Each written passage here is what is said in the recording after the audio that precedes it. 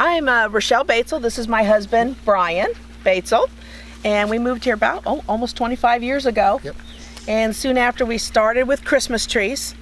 And then we decided to diversify the farm, get into more foodstuffs, you know, fresh, local produce. And so we decided on blueberries because they're one of my favorites. We have five or six different varieties actually. We have Climax, Tiff Blue, Premier, and Onslow, and then we're also testing out some other varieties that we have just found from young seeds and plants, and seeing how they do when they produce fruit, because there's June bears, there's July bears, and so we wanted to have a long season, so we tend to be late June all the way through July. That's our niche. We have a petting zoo, we have a place for the kids to play, take pictures, they could have a picnic, you know, come to the farm for a day. It's an event, not just a grocery run to get some berries. From any one city, it doesn't take long to, you know, drive out to the country.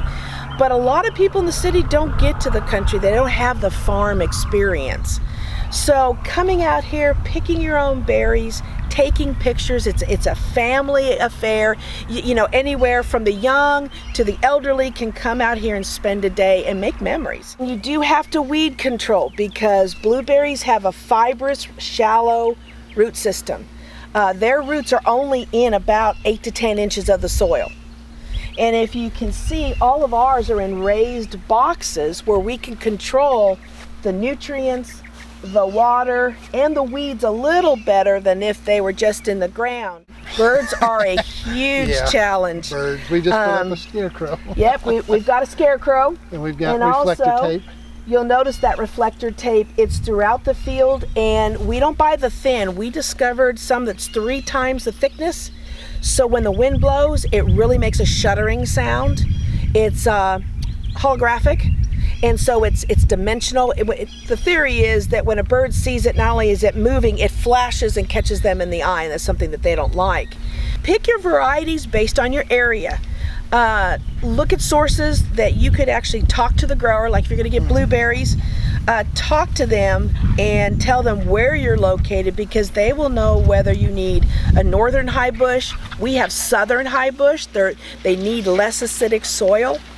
Also keep in mind that when you grow them in bark and peat moss, that's fairly acidic, but there's no nutrients.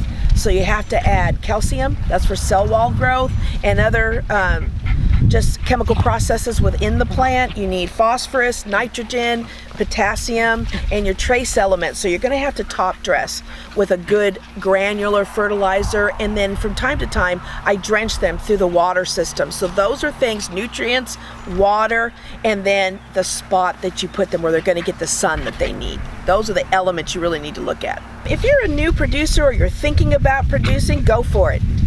You know, decide what your goal is. Do you want to have farm fresh you pick? Do you want to do farmers market? You don't want people coming to your farm. Decide what you want to do. Definitely contact the agritourism department. See if there's grants available. They have information for you. They will hook you up with other farms that you can go and talk to and get that expert advice from those actually growing. Don't be afraid to make mistakes. And just do it, and you're going to make mistakes. You're going to make mistakes no matter what you do. So. You just plan another one. You know, that's how you learn. Once you start growing things and you see the crop, you see people coming to your farm, or you go to that farmer's market and you're selling your crop, there's just a lot of pride in that. You know, because you know what you've sprayed on it, you know what you fed it with, you know how you trimmed it, you know, and you bring that to somebody's table.